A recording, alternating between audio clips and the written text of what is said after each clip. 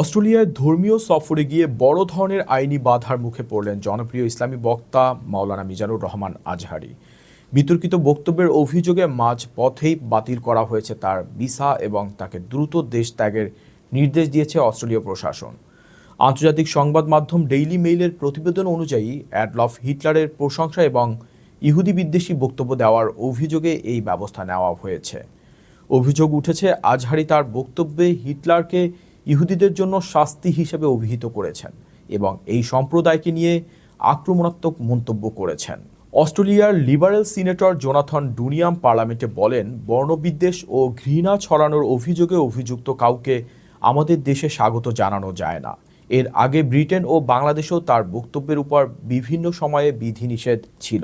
স্থানীয় সংখ্যালঘু সংগঠনগুলোর দাবির মুখে অস্ট্রেলীয় স্বরাষ্ট্র মন্ত্রণালয় জননিরাপত্তা ও সাম্প্রদায়িক সম্প্রীতি রক্ষায় এই কঠোর পদক্ষেপ নিয়েছে। 1 কোটি অনুসারীর এই বক্তার সফর বাতিল হওয়ায় প্রবাসীদের মধ্যে ব্যাপক চাঞ্চল্য সৃষ্টি হয়েছে। বর্তমানে তাকে সিডনি থেকে বহিষ্কারের প্রক্রিয়া চূড়ান্ত পর্যায়ে রয়েছে।